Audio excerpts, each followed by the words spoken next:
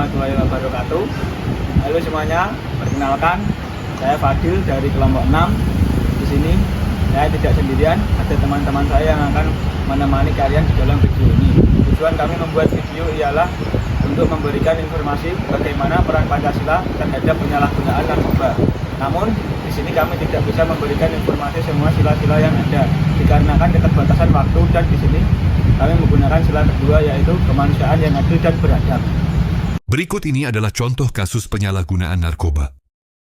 Direktorat Tindak Pidana Narkoba Bareskrim Polri membongkar hampir 39.000 kasus peredaran gelap narkotika dalam kurun waktu Januari hingga Oktober 2025. Sebanyak 51.000 lebih tersangka ditangkap selama 10 bulan operasi. Bareskrim Polri menangkap 51.000 lebih tersangka narkoba selama 10 bulan operasi. Tersangka yang ditangkap warga negara Indonesia pria berjumlah 48.692 orang, wanita 2.764 orang, dan tersangka anak 150 orang. Sementara itu tersangka warga negara asing 157 orang. Hampir 1.000 orang telah menjalani program rehabilitasi. Total barang bukti yang disita 198 ton narkoba dengan rincian sabu, ganja, ekstasi, kokain, dan heroin. Pemberantasan narkotika dan obat terlarang sejalan dengan misi Astacita Presiden Prabowo Subianto. Polri berkomitmen memberantas penyalahgunaan narkoba hingga ke akarnya. Polri juga mengusut kasus dugaan tindak pidana pencucian uang dengan pidana awal narkoba. Jumlah aset yang disita mencapai 221 miliar rupiah.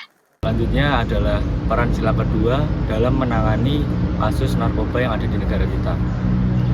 Sila kedua yang berisi kemanusiaan yang adil dan beradab, tentu melihat kasus narkoba yang mengkhawatirkan di negara kita, tentu bisa diatasi dengan bertahap, tetapi tidaklah mudah. Oleh karena itu, dengan sila ini kita sebagai manusia bisa saling mendekatkan diri dan memberikan masukan-masukan positif kepada orang-orang di sekitar kita yang masih menggunakan narkoba. Pendekatan ini harus dilakukan secara bertahap dan perlahan, agar mereka sadar akan kesalahan yang mereka lakukan. Terima kasih. Berikut adalah contoh peran sila kedua dalam mengatasi masalah narkoba. Yang pertama yaitu melindungi martabat dan hak manusia. Yang kedua, mengedepankan pendekatan rehabilitatif dan bukan hanya hukuman. Lalu yang ketiga, mendorong tindakan anti kekerasan dan anti perlakuan tidak manusiawi. Lalu yang keempat, menumbuhkan empati dan solidaritas sosial. Lalu yang terakhir, mencegah perdagangan narkoba sebagai bentuk perlindungan terhadap generasi muda. Terima kasih. Teman, kali ini kita akan memasuki ke sesi pertanyaan interaktif. Pertanyaan yang pertama, bayangkan jika teman sebayamu mulai terpengaruh dengan narkoba. Bagaimana cara kamu membantunya dengan mengaitkan dengan sila kedua Pancasila tanpa membuatnya merasa dihakimi? Kali ini akan dijawab oleh teman saya. Oke, di sini akan sedikit berpendapat mengenai pertanyaan yang diberikan oleh teman saya, yaitu mengenai teman sebaya yang kini akan dekat dengan narkoba atau akan menyalahgunakan penggunaan narkoba. Jadi di sini saya akan menjawab, yaitu di saat ada teman sebaya yang akan melakukan hal tersebut, saat itu saya akan mendekatkan diri terlebih dahulu kepada orang tersebut atau teman sebaya tersebut.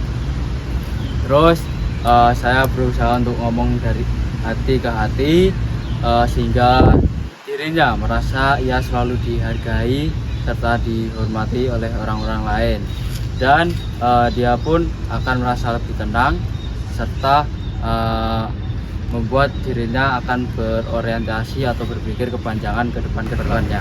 Itu menurut pendapat dari saya. Mungkin teman-teman juga akan berpendapat sendiri atau memiliki pandangan-pandangan atau gambar-gambaran, bisa disampaikan di kolom komentar, ataupun pertanyaan-pertanyaan juga boleh, silahkan ditulis juga. Terima kasih. Kita sebagai generasi muda yang sangat dibanggakan dan diandalkan untuk menuju Indonesia emas harus bisa menahan diri agar tidak terjerumus ke dalam kasus-kasus yang merugikan diri sendiri maupun orang lain. Kita juga harus ikut berjuang memberantas kasus-kasus kriminal yang terjadi secara wajar. Mungkin hanya itu yang dapat kami sampaikan. Semoga teman-teman bisa mengambil sikap atau berpikir lebih dalam setelah menonton video ini. Yo. Terima kasih sudah menonton video. Jangan lupa subscribe. komen, subscribe. Yes, jangan lupa like ya guys. Oke, terima kasih.